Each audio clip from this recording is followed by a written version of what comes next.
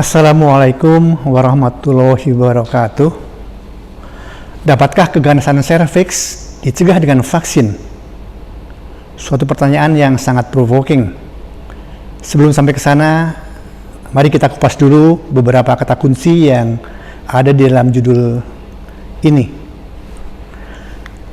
Setidak-tidaknya saya temukan 3 kata kunci. Yang pertama adalah keganasan atau kanker serviks. Yang kedua, pencegahan. Yang ketiga, vaksin atau vaksinasi. Kanker atau tumor ganas itu sama saja. Masuk ke dalam kelompok yang besar yaitu tumor. Dan kita tahu tumor memiliki 2 arti. Yang pertama dalam arti umum adalah setiap benjolan atau pembengkakan. Yang kedua dalam arti khusus adalah identik dengan neoplasma atau neoplasia. Dan inilah yang akan kita bahas di dalam makalah kali ini. Neoplasma kita bagi menjadi 2 bagian, yaitu yang jinak dan yang ganas, yang kedua-duanya memiliki perangai tertentu. Tumor jinak dan tumor ganas itu sama-sama memiliki sifat pertumbuhan sel yang tak terkendali dan tidak ada tujuan khusus atau tujuan tertentu. Namun ada perbedaannya.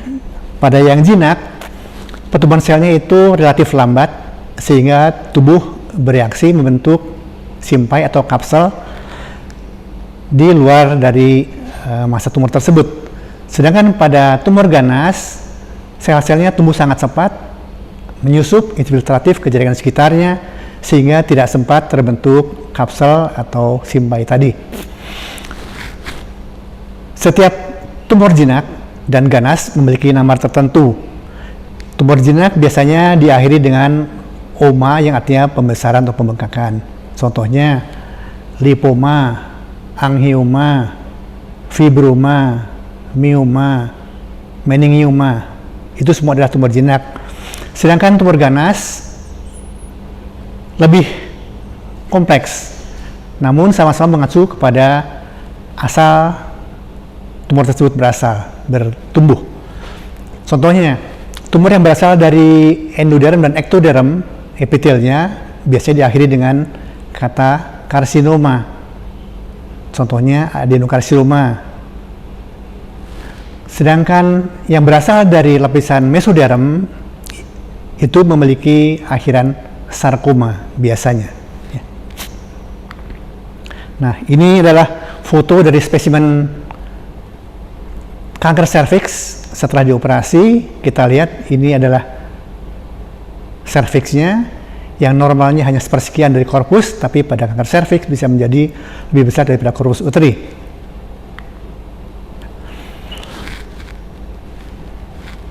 Ini adalah gambar skematis dari organ genitalia interna wanita. Kita akan lihat di mana posisi dari serviks uteri. Ya. Serviks adalah bagian terbawah dari uterus, di atasnya ada korpus uteri. Ya. Serviks terbagi atas 2 bagian. Yang pertama yang masuk ke dalam vagina, yang menonjol ke dalam vagina, kita sebut portio vaginalis cervicis uteri, dan yang di atasnya adalah pars supravaginalis. Portio seringkali disebut dengan portio saja, ya, ini atau ectocervix. Sedangkan yang di atasnya pars supravaginalis itu adalah endocervix. Kedua-duanya dilapisi oleh jenis epitel yang berbeda. Yang ectocervix itu dilapisi oleh epitel gap yang berlapis, sehingga kalau dia menjadi ganas namanya berubah menjadi squamous cell carcinoma, atau dulu lebih dikenal dengan nama epidermoid carcinoma atau carcinoma epidermoid. Sedangkan endocervix itu dilapisi oleh epitel selapis silindris, dan kalau ganas namanya adalah adenokarsinoma. Yang ectocervix itu dilapisi oleh epitel gap yang berlapis, yang lebih tebal daripada epitel di endocervix. Kita lihat di sini bahwa ini sudah dibesarkan, sebetulnya lebih kecil dari ini yang sesungguhnya. Cervix itu merupakan bagian yang sangat kecil dari tubuh wanita, sangat kecil. Namun ketika dia menjadi ganas, maka dia akan dapat menguras tubuh wanita tersebut bahkan menimbulkan kematian. Nah, ini jenis-jenis kanker serviks ya. Yang tadi sudah saya utarakan adalah karsinoma dari porsio atau dari ektoserviks ya, namanya squamous cell carcinoma atau bahasa Indonesianya karsinoma sel squamosa, dan yang dari epitel yang melapisi kanal cervicalis itu namanya adenokarsinoma.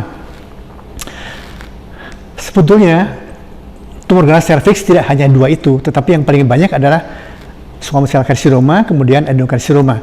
Kita lihat bahwa di bawah epitel dari serviks itu ada jaringan ikat, ya. Di situ ada jaringan ikat fibrous, dan di sela-sela fibrosit itu ada struktur-struktur tertentu. Ada pembuluh darah, ada pembuluh getah bening, ada ujung saraf, ada melanosit, sehingga ketika menjadi kanker maka bisa kita temukan ada fibrosarkoma atau angiosarkoma atau limfoma malignum atau melanoma malignum, atau juga yang namanya neuroendocrine tumor atau neuroendocrine karsinoma ya. Jadi yang paling banyak dari kanker serviks atau tumor ganas serviks adalah berasal dari epitel.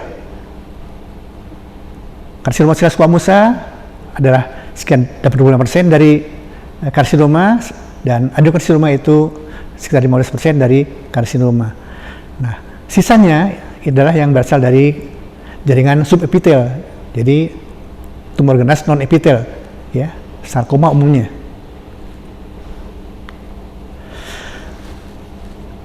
Tumor ganas memiliki perangai tertentu ya. Dulu dikatakan bahwa hallmark dari kanker itu ada 6, kemudian bertambah lagi menjadi 8, dan mungkin sekarang sudah bertambah lagi lebih dari itu. Nah, 2 diantaranya itu adalah sifat infiltratif dan metastatik. Artinya dia bisa menembus jaringan sekitarnya, menginfiltrasi, menyusup ke dalam jaringan di sekitar tumor, dan ketika dia masuk ke dalam pembuluh darah atau pembuluh getah bening, maka dia akan disebarkan mengalami metastasis. Kita lihat perkembangannya secara skematis.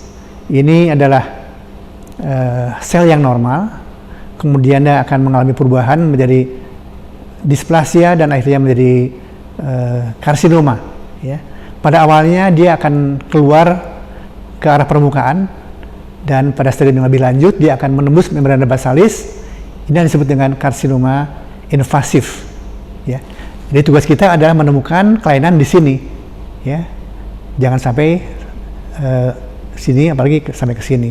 Nah, diperbesar di sini kita lihat bahwa sel-sel kanker tadi menembus membrana basalis, kemudian masuk ke lapisan subepitel, dan dia akan masuk menembus ke dalam pembuluh-pembuluh darah dan getah bening, dan dia akan mengalami metastasis baik secara hematogen ataupun secara limfogen. Umumnya karsinoma menyebar secara limfogen. Nah, kita belajar di public health beberapa tahap dari pencegahan ya. Pencegahan primer, sekunder, tersier, dan belakangan diintroduksikan pencegahan primordial ya. Ini relatif baru istilah ini. Nah, pencegahan tersier adalah mencegah timbulnya komplikasi atau penyakit menjadi lebih parah. Jadi ini sebetulnya identik dengan pengobatan ya. Kita obati agar pasien tidak jatuh ke dalam tahap yang lebih parah, tidak mengalami komplikasi, baik melalui operasi pada kanker serviks, atau radiasi, atau kemoterapi, atau gabungan dari ketiga modalitas terapi tersebut. Yang sekunder ini adalah yang paling banyak dilakukan di dunia, yaitu menemukan lesi prakanker. Jadi kita temukan kelainan yang sangat awal sebelum dia menjadi kanker yang sebenarnya ya. Baik dengan sitologi pap smear atau dengan tes IVA, inspeksi visual dengan asam asetat, dan sebagainya. Nah, sebetulnya yang paling penting adalah pencegahan primer. Di sini kita harus menemukan kelainan yang belum menjadi lesi prakanker, jadi sangat awal yang harus kita temukan ya. Bagaimana caranya? Dengan cara menghilangkan faktor risiko. Nanti akan kita lihat apa itu faktor risiko ya. Nah, tahun-tahun terakhir itu ada yang disebut dengan pencegahan primordial, yaitu menjaga status kesehatan masyarakat agar tetap tinggi dan mencegah meningkatnya timbulnya faktor-faktor risiko. Kata kunci yang ketiga adalah vaksin atau vaksinasi. Vaksinasi adalah tindakan pemberian vaksin untuk melindungi individu tersebut dari ancaman mikroorganisme penyebab penyakit infeksi. Ya, jadi ingat bahwa dia mencegah terjadinya infeksi pada individu yang kita beri vaksin tadi. Ya.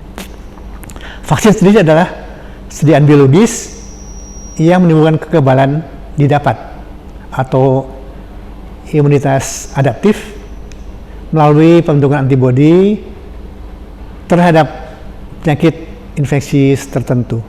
Ya. Pada kanker serviks, maka pemberian vaksin anti-HPV akan menimbulkan neutralizing antibody yang akan menginaktifkan virus tersebut sehingga tidak terjadi kanker serviks melalui pada kanker serviks. Ya. Nah, terutama pada kepustakaan lama, vaksinasi sering juga disebut sebagai imunisasi aktif. Ya, imunisasi aktif.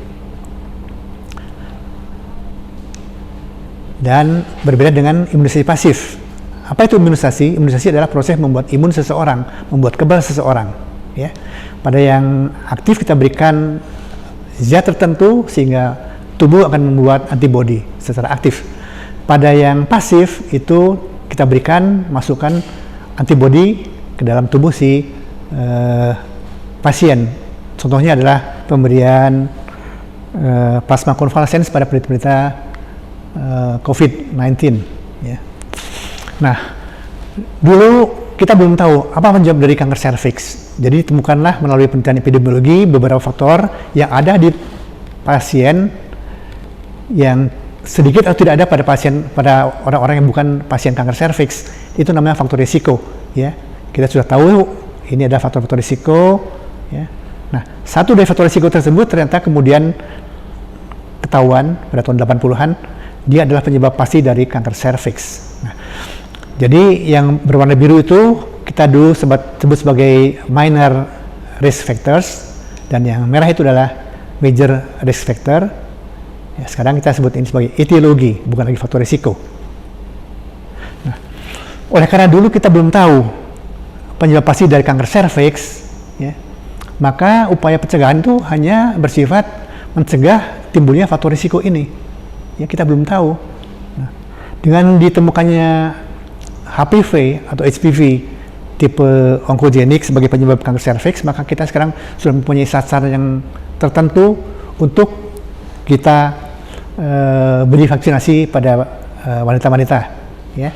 Nah, ini adalah virus papilloma humanus, sebenarnya mirip seperti virus corona, tetapi dia lebih datar tonjolan-tonjolannya. Pada virus corona itu lebih tajam, spike, ya. Tidak semua virus papilloma humanus menimbulkan kanker, hanya sekitar 19/20 dari sekitar 200 tipe pada HPV, ya. Di luar itu tidak menimbulkan kanker pada wanita, dan HPV hanya menimbulkan kanker pada manusia, tidak pada hewan. Nah, bagaimana sebetulnya si virus bisa menimbulkan kanker? Ya, kita lihat di sini bahwa virus HPV itu, virus papilloma humanus itu punya tempat favorit untuk diam. Predileksinya adalah lapisan paling bawah dari epitel cervix, epitel gebeng berlapis. Ya. Dia tidak bisa masuk ke sini kalau tidak ada luka. Jadi harus ada dulu suatu mikrolesi. Ya, oleh karena itu pada mereka yang belum menikah, belum melakukan hubungan seksual, hampir tidak pernah ada kanker cervix oleh karena tidak terjadi mikrolesi. Adanya abortus, adanya partus itu memperbanyak dan memperbesar lesi yang ada pada lapisan epitel cervix. Nah, virus akan masuk ke sini, masuk ke dalam lapisan paling basal, kemudian untaian DNA atau dari virus tadi akan berikatan integrasi dengan gen dari tuan rumah, dari host, dari inang, dan kemudian dia akan ikut dalam proses diferensiasi epitel sampai ke atas, ya. Jadi dia ikut dari mulai basal, parabasal, intermediate, superficial, kemudian mengalami disukmasi di sini dan akan dibuang kanalis atau ke lubang vagina, ya. Itu yang disebut dengan clearance. Sebagian sangat kecil akan menetap, ya. Setelah berinteraksi dia akan menetap di sini dan bertahun-tahun kemudian dia akan bisa mengalami perubahan sampai ke kanker serviks. Ya.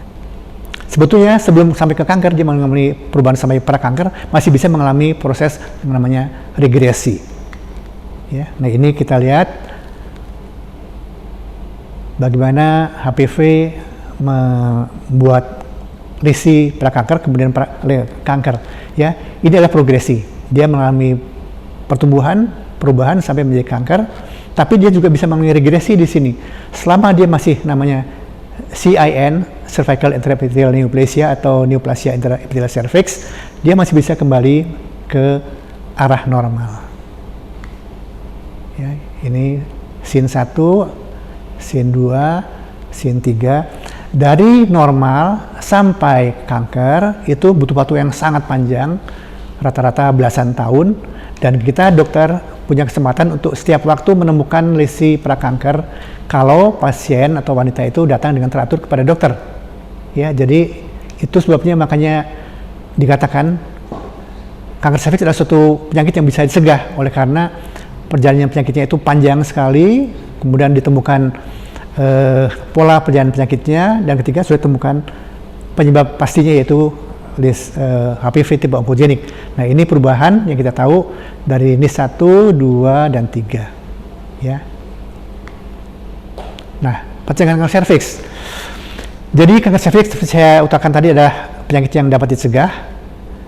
Ya. Yang paling baik adalah pencegahan secara primer, itu yang paling ideal, baik dengan penyuluhan untuk mencegah faktor risiko atau dengan pemberian vaksin HPV atau vaksin anti HPV.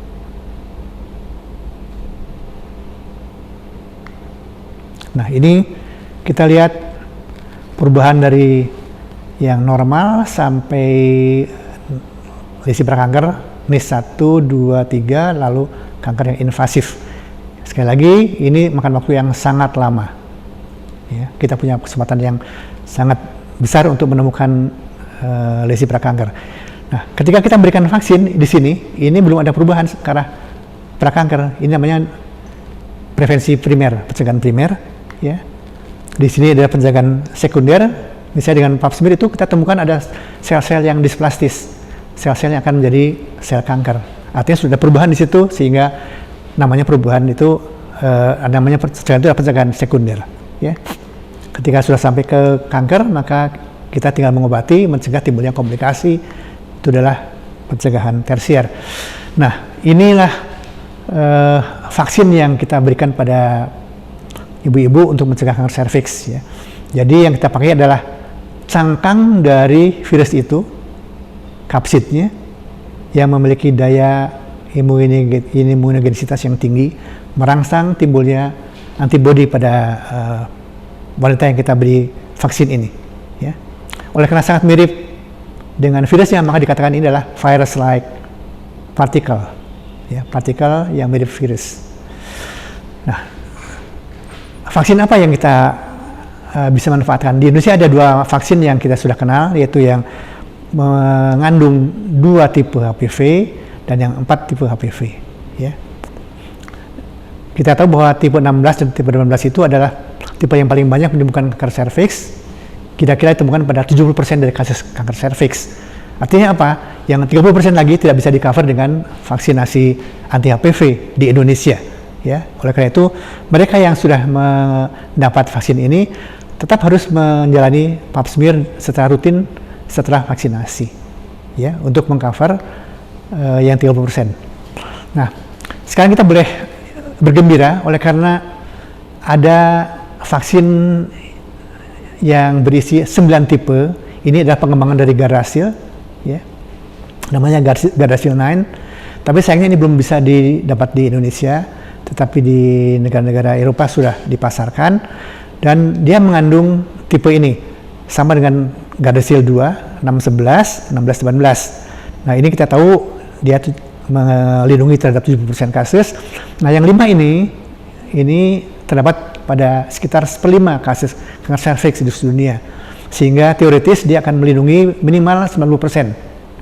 Tetapi menurut para penemunya, oleh karena adanya imunitas silang di antara strain atau tipe HPV, itu bisa tercover 100%. Ya, jadi walaupun ada tipe yang di luar ini, yang onkogenik, yang tidak ada pada vaksin, si manusia tersebut akan tetap terlindungi oleh karena adanya imunitas silang. Ya. Nah, jadi sebelum saya menutup sesi ini ada beberapa pesan untuk Anda bawa pulang. Pertama, kanker serviks adalah penyakit yang dapat dicegah. Jadi jangan pesimis ketika pasien datang kepada kita, walaupun dia sudah mencapai tahap lesi prakanker, masih ada peluang untuk bisa disembuhkan. Ya. Kemudian vaksinasi anti HPV adalah satu dari dua cara utama dalam pencegahan kanker cervix secara primer. Ya, yang lainnya adalah dengan menghilangkan faktor risiko melalui penyuluhan. Kemudian vaksin yang ada di Indonesia itu saat ini hanya ada dua, yaitu yang Cervarix mengandung 2 tipe HPV dan yang Gardasil mengandung 4 tipe, dan dia hanya bertanggung jawab pada 70% kasus. Ya. Sisanya harus dikelola dengan pap smear secara rutin. Kemudian sekarang kita bisa berharap bahwa akan mungkin dilakukan upaya pencegahan yang sangat efektif, yaitu dengan adanya nonavalen Gardasil 9 ini yang memberikan perlindungan pada 100% menurut para penemunya secara sempurna, ya, oleh karena adanya imunitas silang. Kemudian harus kita ingat, ya, bahwa semua upaya pencegahan yang sekunder dan primer tadi hanya berlaku hanya untuk kanker serviks yang berasal dari epitel, ekto, dan endocervix. Ya, jadi hanya berlaku efektif untuk squamous cell carcinoma dan adenokarsinoma. Tidak berlaku untuk kanker yang lain yang ada di bawah epitel.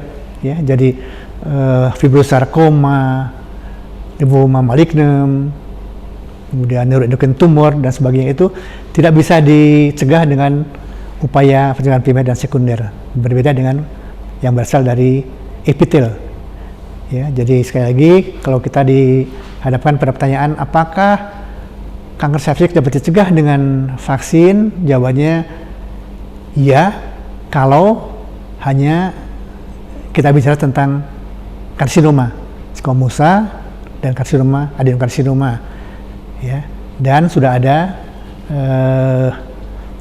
vaksin nonavalen di Indonesia. Tetapi kalau kita bicara secara keseluruhan, maka jawabannya adalah tidak, oleh karena ada kanker jenis lain yang tidak tercover dengan upaya pencegahan primer dan sekunder. Demikian barangkali bisa ada manfaatnya untuk kita semua. Wassalamualaikum warahmatullahi wabarakatuh.